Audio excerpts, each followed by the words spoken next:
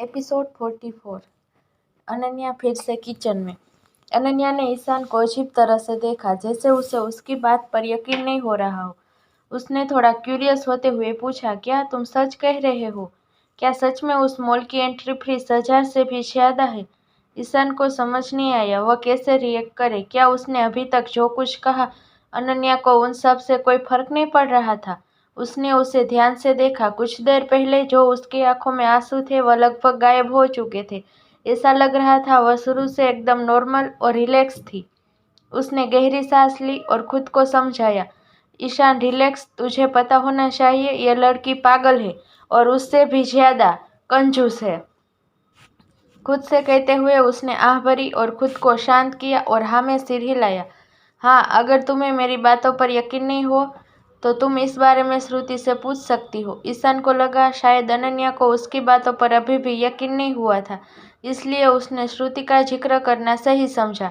अनन्या ने अपना सिर हिलाया और कहा, ओह नहीं, इसकी कोई ज़रूरत नहीं है। यह सुनकर ईशान के फेस पर स्माइल आ गई, मगर जैसे उसने अगले पल अनन्या की बात सुनी उसका चेहरा काला पड़ गया। यह एक छोटी सी बात है, इसके लिए श्रुति को डिस्टर्ब करना सही नहीं होगा, मैं गूगल कर लूँगी। ईशान की आंखें छोटी हो गई। उसने पूछा, तुम इसके लिए गूगल करोगी? इसका मतलब तुम्हें सच में इसके बारे में नहीं पता? अनन्या ने हाँ में सिर हिलाया और अपने बैग में कुछ ढूंढने लगी। वही ईशान सोच रहा था, अगर अनन्या को एंट्री फीस के बारे में नहीं पता तो वो मॉल में एंटर कैसे हुई? इसी बीच अनन्या की आवाज़ उसके कानों में पड़ी और वो अपने ख्यालों से बाहर आया और उसकी तरफ देखा। अनन्या अरशद का दिया कार्ड ईशान को देते हुए बोली, यह लो, तुम इसमें से अपने पैसे ले सकते हो, इसमें बहुत पैसे हैं। ईशान ने कार्ड को घूरकर देखा। वह उसे लेना नहीं चाहता था, मगर वह अनन्या को और गुस्सा भी नहीं दिलाना चाहता था।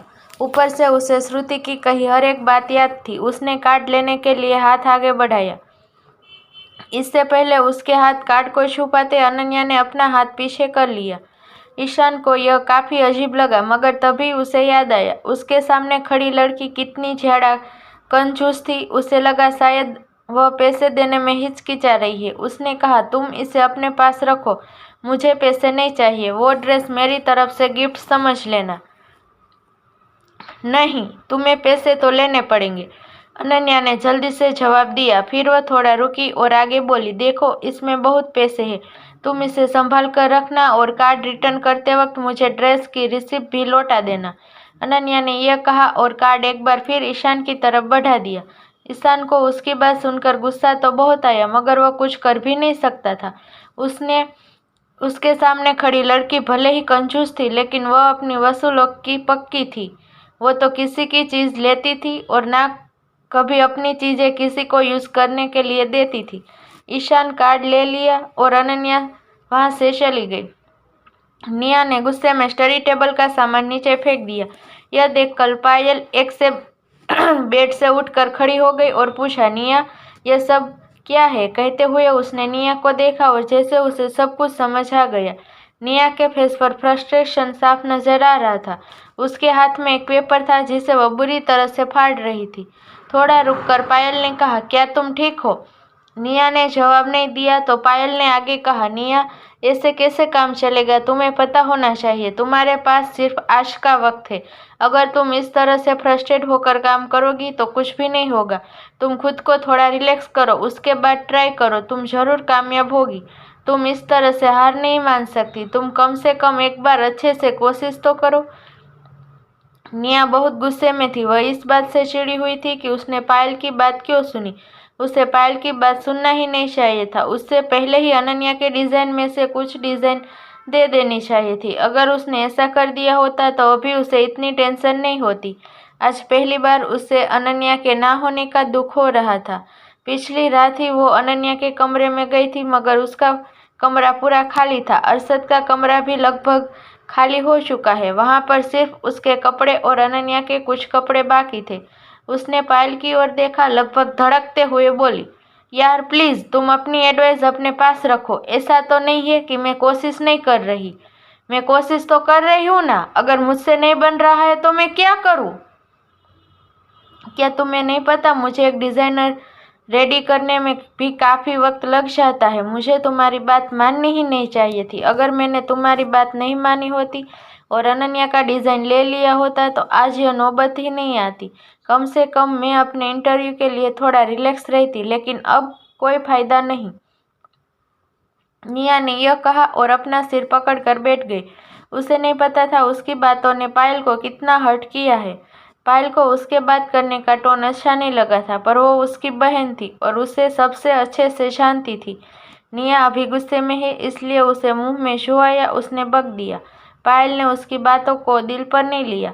उसने उसे कंधे पर हाथ रखा और उसे दिलासा देते हुए कहा, निया, आई एम सॉरी।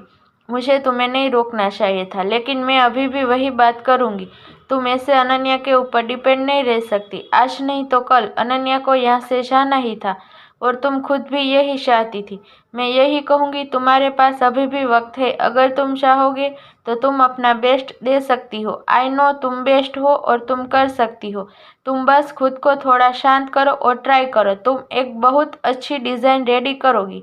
पायल ने अपनी बात कही और कुछ पल रुककर निया के बोलने का वेट करने लगी।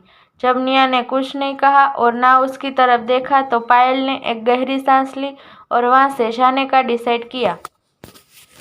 डिनर पर मिलते हैं, यह बोलकर पायल वहां से चली गई। दरवाजा बंद होने की आवाज़ से निया ने सर ऊपर उठाकर दरवाजे की तरफ देखा। उसके चेहरे पर चिढ़ साफ नजर आ रही थी।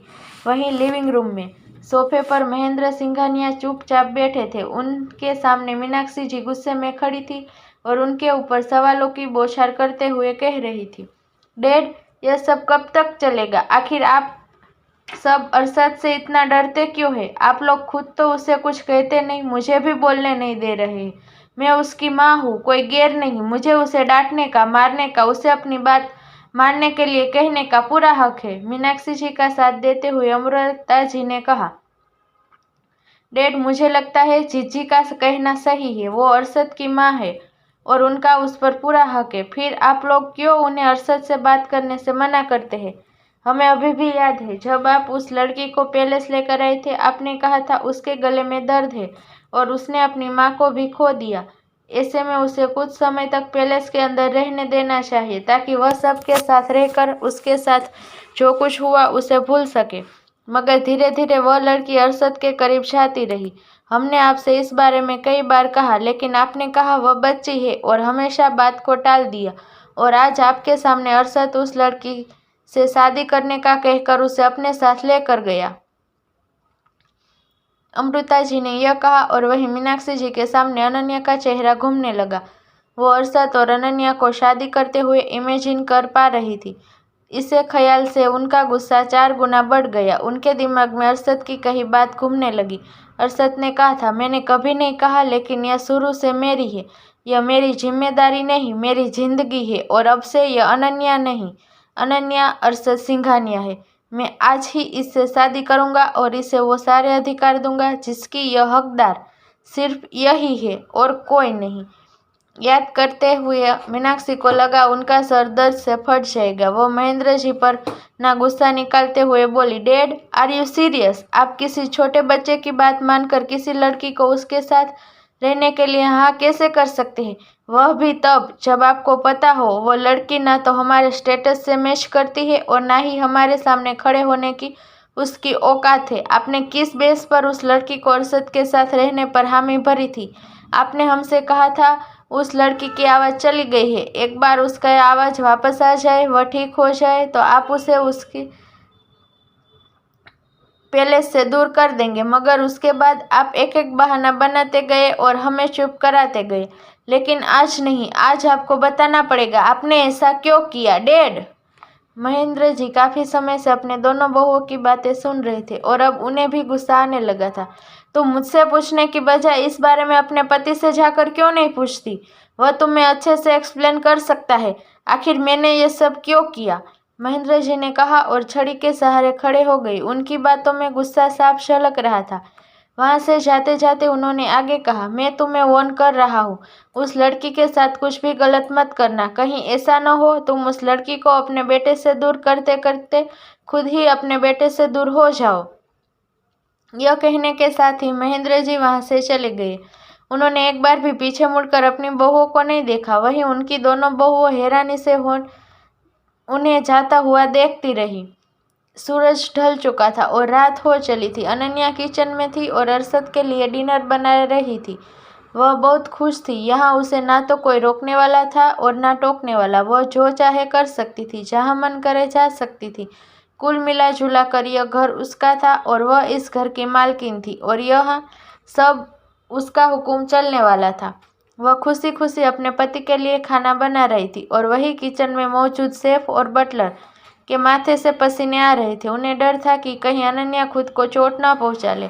अगर ऐसा हुआ तो उनकी नौकरी तो जाएगी, ऊपर से अरशद की सजा मौत से पहले ही उन्हें 100 बार मार देगी। मैडम, आप ये सब क्यों कर रही है? आपको अभी आराम करना चाहिए। यह सब हम कर लेंगे, एक शेफ ने कहा। उसकी आवाज़ में उसका डर पहचाना जा सकता था। अरे मैंने कहा ना, आप सब डरिए मत, मुझे कुछ नहीं होगा। मैं अरशद के लिए हमेशा खाना बनाती हूँ, मुझे इसका एक्सपीरियंस है। हाँ, अगर आप लोग डांट नहीं सुनना चाहते तो यूँ इस तरह मुझे परेशान मत करिए। आपको पता है, अगर मैं ज़्यादा बोलूँगी तो मेरी आवाज़ बैठ जाएगी और अगर ऐसा हुआ तो हो सकता है अरशद आप सबको नौकरी से निकाल दे। उसने यह कहा और सभी की ओर देखा।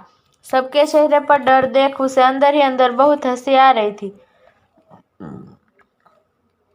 यह लड़की उनके साथ प्रैंक कर रही थी, इसमें कोई शक नहीं था। डेनियल और रघुवीर उसे बेवकूफ़ क्यों कहते थे? डिनर टेबल पर लग चुका था और अब बस अरशद के आने का इंतजार था। वो बार बार दरवाजे के झाँक कर बाहर की ओर देख रही थी। जल्द ही उसे अरशद की कार एंट्री गेट से अंदर आते हुए दिखी। वह वहां रुकी नहीं बल्कि भागते हुए अपने कमरे में वापस लौट गई। सबसे पहले ही सभी को अरशद को कुछ भी बताने से मना कर दिया था। वो किसी सिंसियर बच्चे की तरह फोकस के साथ स्टडी टेबल पर बैठकर पढ़ाई करने लगी।